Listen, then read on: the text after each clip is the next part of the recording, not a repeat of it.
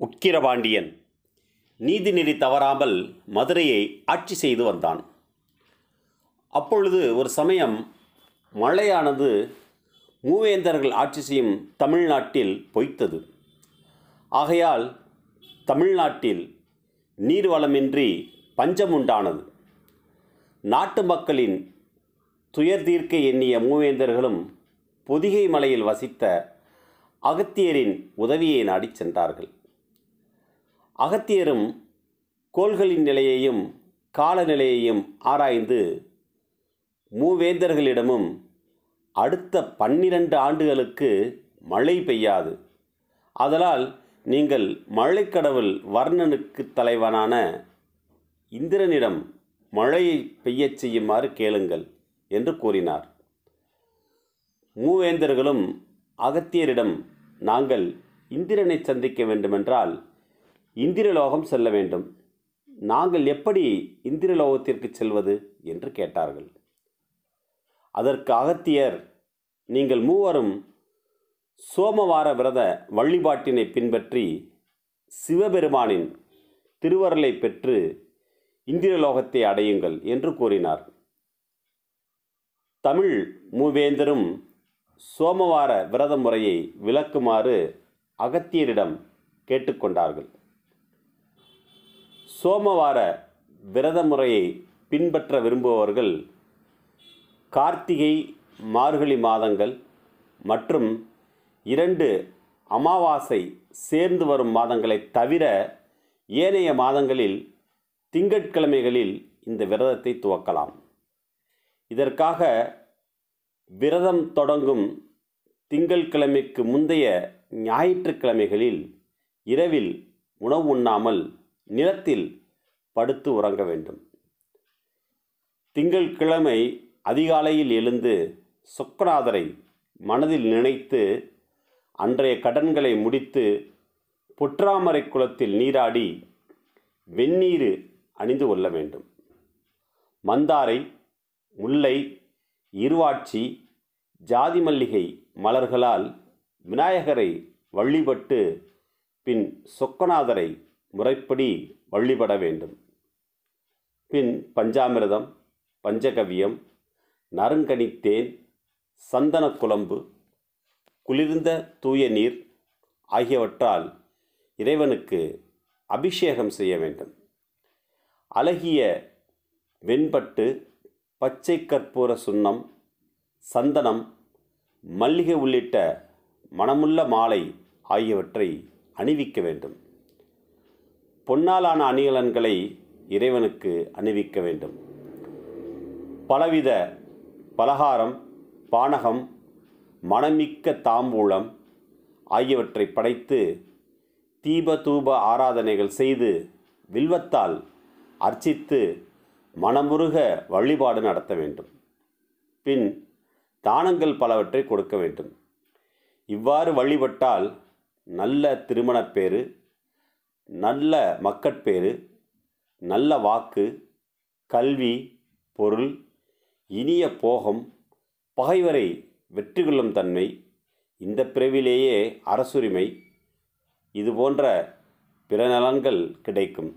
மேலும் முந்தைய பிறவிகளில் செய்த தீவினைகள் நீங்க பெற்று இந்த பிறவியில் வீடு பேறு அடைவர். தேவருலகில் 14 இந்திர பட்டம் பெற்று அவன் பக்கத்தில் வாழ்வார்கள் என்று சோமவாரத்தின் விரதமுறை மற்றும் பலன்களை அகத்தியர் விளக்கி கூறினார். அகத்தியர் கூறிய விதிமுறைப்படி மூவேந்தர்கள் மூவரும் சோமவார விரதத்தை பின்பற்றி சிவபெருமானின் திருவருளை பெற்று இந்திரலோகத்தை சென்றடைந்தனர். மூவேந்தரும் வருவதை அறிந்த இந்திரன் மூவேந்தர்கள் அமர்வதற்காக தன்னை விட தாழ்ந்த நிலையில் உள்ள சிம்மாசனத்தை அமைத்தான். இந்திரலோகத்தை அடைந்த மூவேந்தர்களில் சேரனும் சோழனும் இந்திரன் காட்டிய சிம்மாசனத்தில் அமர்ந்தனர். உக்கிரபாண்டியன் மட்டும் இந்திரனுக்கு சமமாக அவனுடைய சிம்மாசனத்தில் இந்திரனோடு அமர்ந்தான். இதனால் இந்திரன் உக்கிரபாண்டியன் மீது கடும் கோபம் கொண்டான். இந்திரன் சேர சோழர்களை பார்த்து, நீங்கள் வந்த காரியம் யாது என்று கேட்டான். அவர்கள் இந்திரனிடம், மழைக்கு அதிபதியே, எங்கள் நாட்டில் மழை பெய்யவில்லை, அதனை பெற வேண்டி இங்கே வந்தோம் என்று கூறினார்கள். அதனை கேட்ட இந்திரன் அவர்களுக்கு பொன்னாடை மற்றும் இரத்தின ஆடைகள் கொடுத்து அவ்விருவர் நாடுகளிலும் மழை பெய்ய செய்வதாக வாக்கு கொடுத்து அவர்களை வழி அனுப்பி வைத்தான்.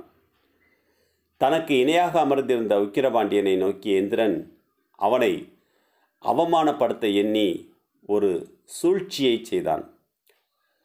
பல பேர் சேர்ந்து தூக்கி வரும் எடை அதிகமாக உள்ள முத்து மாலையை உக்கிரபாண்டியனுக்கு பரிசளிக்க எண்ணினான். அவனின் ஆணையின்படி பல பேர் சேர்ந்து முத்து மாலையை தூக்கி வந்து உக்கிரபாண்டியனிடம் நீட்டினர். உக்கிரபாண்டியன் முத்து மாலையை தூக்கத் திணறுவதை பார்த்து கைகொட்டி சிரிக்க இந்திரன் எண்ணியிருந்தான். ஆனால் உக்கிரபாண்டியன் முத்துமாலையை எளிதாக தூக்கி கழுத்தில் அணிந்து கொண்டான். இதனை பார்த்த இந்திரன் அதிர்ச்சி அடைந்தான். பின் உக்கிரபாண்டியனிடம், இன்று முதல் நீ ஆரந்தாண்டிய பாண்டியன் என்று அழைக்கப்படுவாய் என்று கூறினான். ஆனால் உக்கிரபாண்டியன் அதனை பொருட்படுத்தாது இந்திரனிடம் ஏதும் கேட்காது மதுரை நகர் திரும்பினான். சேர சோழ நாடுகளில் இந்திரன் மழையை பெய்வித்தான். பாண்டிய நாட்டில் மட்டும் மழை பெய்யவில்லை. ஒரு நாள் உக்கிரபாண்டியன் மரங்கள் அடர்ந்த பொதிகை மலைச்சாரலில் வேட்டையாடிக் கொண்டிருந்தான். அப்போது புட்கலாவர்த்தம், சங்காரித்தம், துரோணம், காலமுகி என்னும் 4 மேகங்கள் பொதிகை மலைச்சாரலில் மேய்ந்து கொண்டிருந்தன. அதனை கண்ட உக்கிரபாண்டியன் அவற்றை பிடித்து சிறையில் அடைத்தான்.